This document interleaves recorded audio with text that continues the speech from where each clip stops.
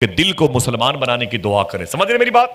بہت اچھا موقع ہے, اپنے آپ کو وقف کیجئے گا حضرت کے حوالے. انشاءاللہ بول دیں آپ.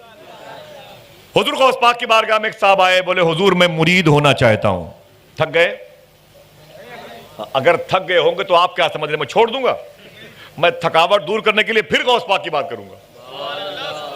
بول جائے غوث پاک کی بات دوڑا دوڑا کرتا ہوں, میں گھر گھر جا کے غوث پاک کی بات کرتا ہوں. سمجھ رہے ہیں آپ اس چکر مت رہے ہیں کہ اس کے بعد میں نہیں آؤں گا تو گھر گھر سناؤں گا انشاءاللہ غوث پاک کی بات ہے, چھوڑوں گا نہیں انشاءاللہ. سبحان اللہ, محبت سے کہہ دو سبحان اللہ. اتنے اچھے لوگ ملتے کہاں ہیں بھائی؟ ملے ہیں تو دعا کرو کہ پورے لاک ڈاؤن کی جو گیپنگ تھی وہ خلا تھی پوری ہو, اس خلا کو پر کر لیا جائے. سمجھے؟ تو حضور غوث پاک کی بارگاہ میں آئے, بولے حضور میں آپ سے مرید ہونا چاہتا ہوں. کیا کرنے آئے تھے؟ سب نہیں بولو گے؟ مرید ہونا چاہتا ہوں. غوث پاک فرماتے ہیں کوئی بات نہیں, اپنا ہاتھ بڑھا. اس نے اپنا ہاتھ بڑھایا, غوث پاک نے اپنا ہاتھ بڑھایا. سنیں آپ, یہ واقعہ سید انصار القادری الجیلانی نے بیان فرمایا. یہ واقعہ واللہ بتاؤں آپ سے, یہ واقعہ ان کی زبان سے, یہ غوث پاک کے بیٹے ہیں, وہ واقعہ اس واقعہ بیان فرماتے ہیں. کہتے ہیں غوث پاک نے اپنا ہاتھ بڑھایا, اس نے بھی اپنا ہاتھ بڑھایا. اچانک اس نے اپنا ہاتھ پیچھے کھینچ لیا. غوث پاک فرماتے ہیں کہ مرید نہیں ہوگا؟ کہا مرید ہوں گا, میں مرید ہونے کے لیے آیا ہوں, لیکن میری 2 شرطیں ہیں. کتنی؟ سب بولو بھائی. میری 2 شرطیں ہیں. غوث پاک فرماتے بول تیری 2 شرطیں کیا ہیں؟ اس نے کہا کہ میں چوری کرتا ہوں, چوری بند نہیں کروں گا. جو لوگ یہ کام کرتے ہیں خوش ہو گئے ہوں گے, اور یہاں تو سبحان اللہ کہنے کی ضرورت نہیں تھی بھائی, ٹھیک ہے سمجھ کے بیٹھے.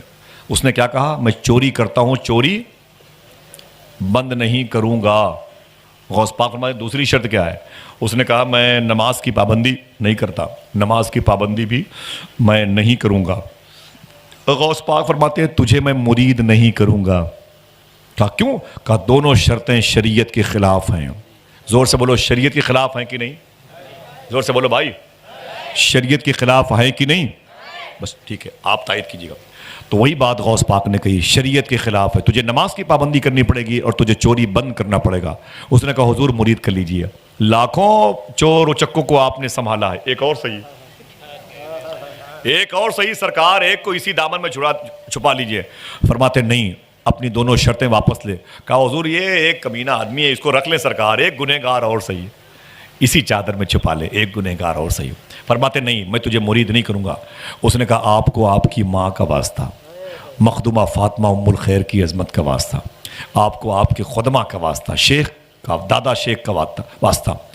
غوث پاک فرماتے ہیں تیری دونوں شرطیں مجھے منظور نہیں ہیں, ہاں اگر تو مجھ سے مرید ہونا چاہتا ہے تو ایک شرط میری بھی ہے.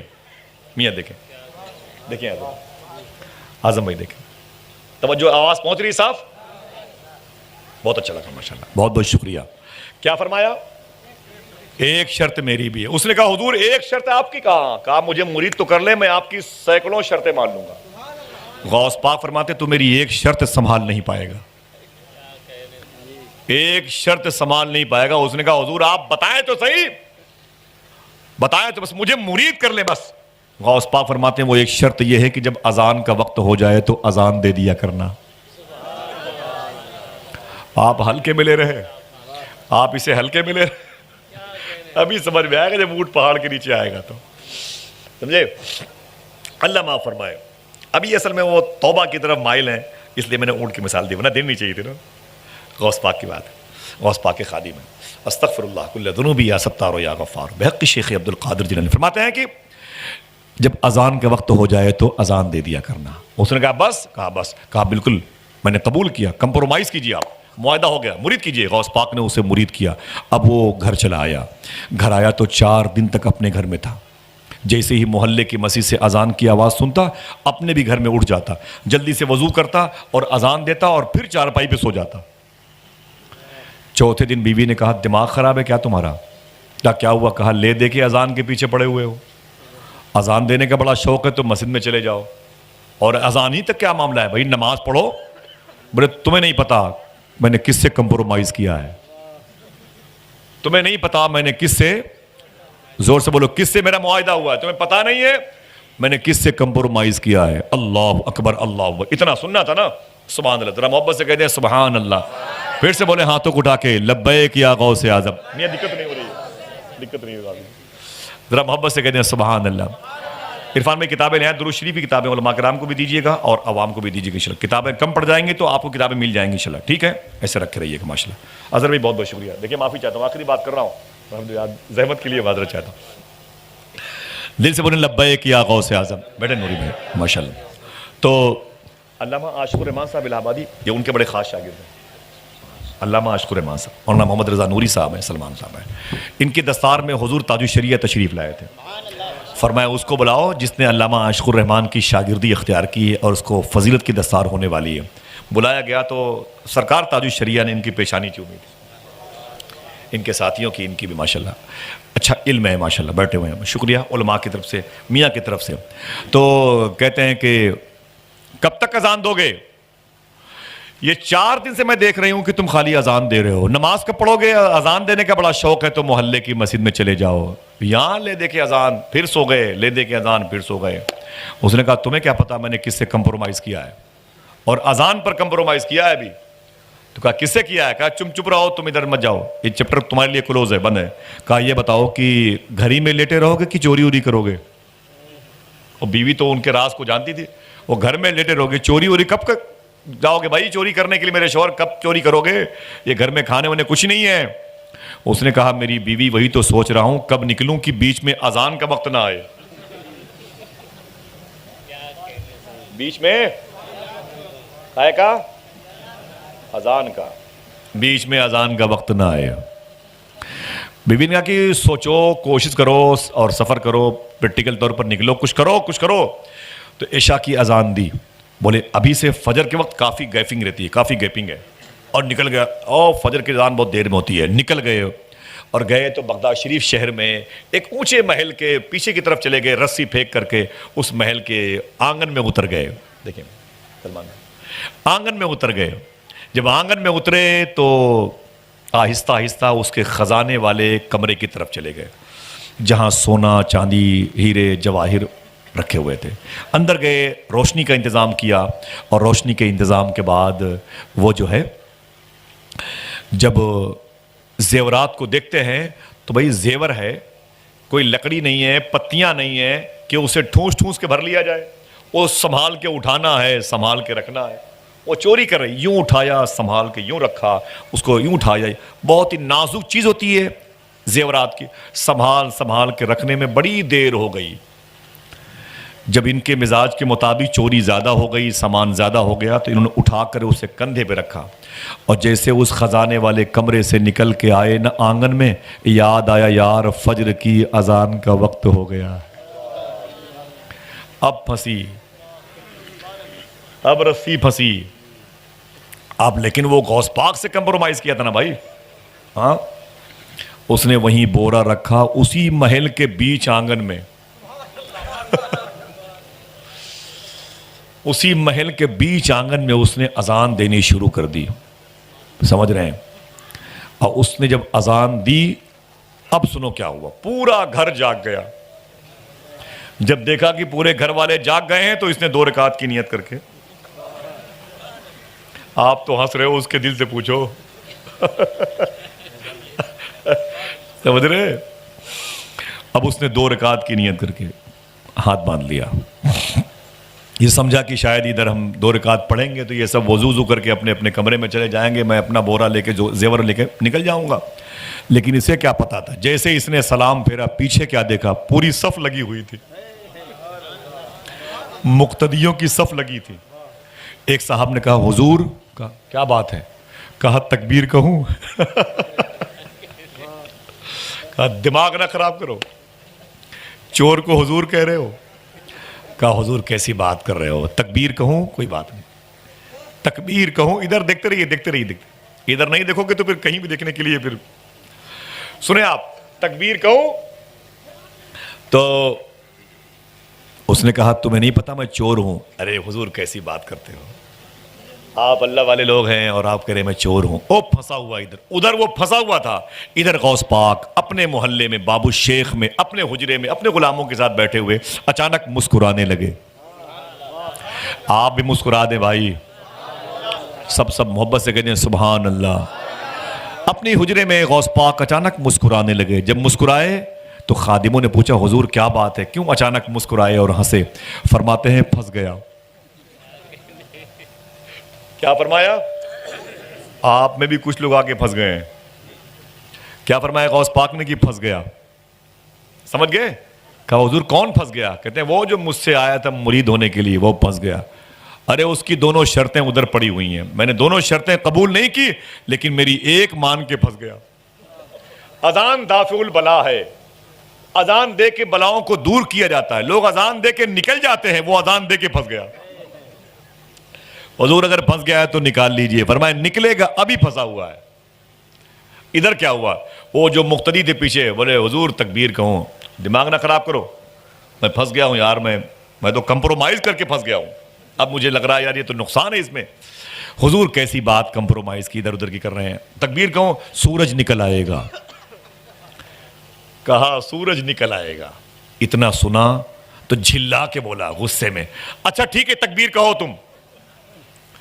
تو گھر کے لوگوں نے، زیورات کے مالکوں نے تکبیر کہی، زیورات کے چور نے نماز پڑھائی، لیکن پھر بھی دل کہتا ہے کاش انہی مقتدیوں میں ہم بھی ہوتے، آئے کاش انہی مقتدیوں میں ہم بھی ہوتے۔ سبحان اللہ، محبت سے کہہ دو سبحان اللہ، اللہ اکبر۔ اس نے نماز پڑھائی، نماز کے بعد جب سلام پھیرا تو سارے گھر کے لوگ جمع ہو گئے، کوئی اس کے ہاتھ چومتا، کوئی اس کے ہونٹوں کو چومتا، کوئی اس کے پیروں کو چومتا، بڑی مبارکبادیاں ملتی رہیں، بڑی مبارکبادیاں۔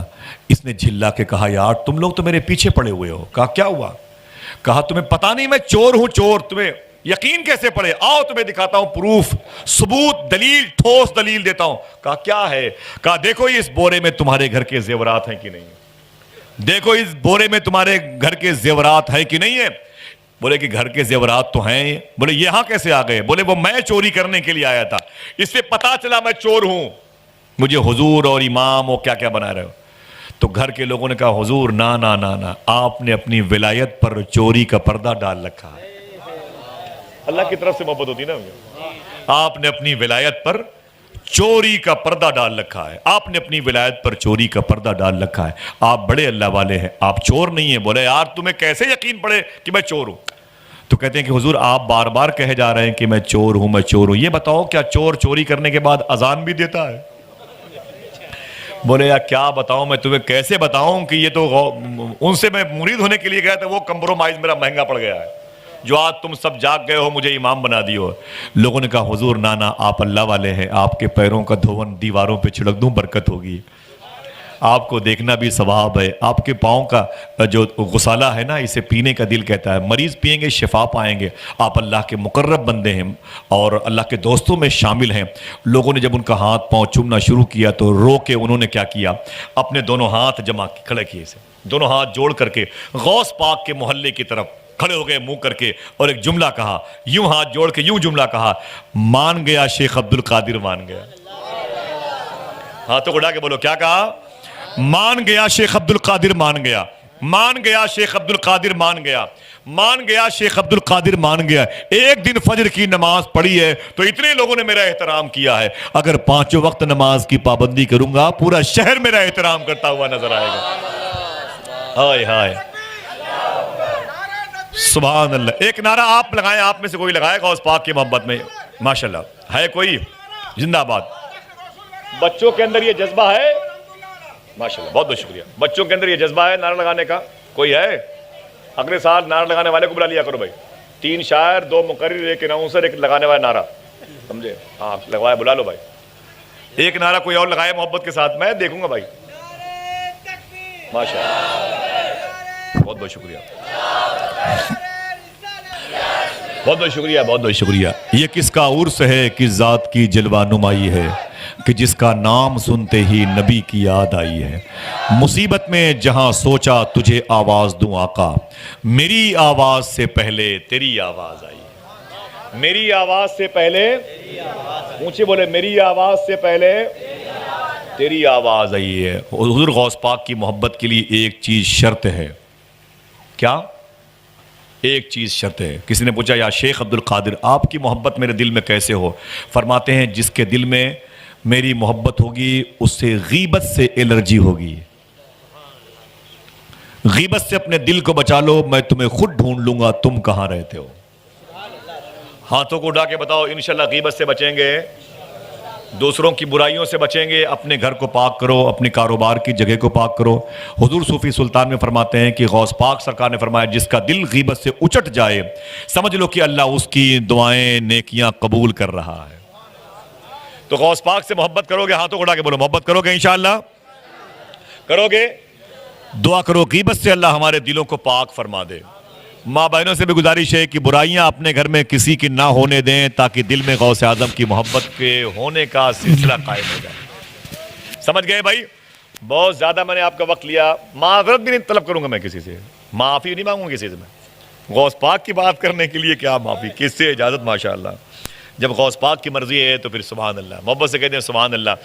بہرحال یہ حافظ سلمان صاحب ہیں، اعظم اقبال بھائی ہیں اور احسان شاکر صاحب ہیں، اور بھی جو لوگ ہیں انشاءاللہ ان سے آپ ملاقات کریں گے۔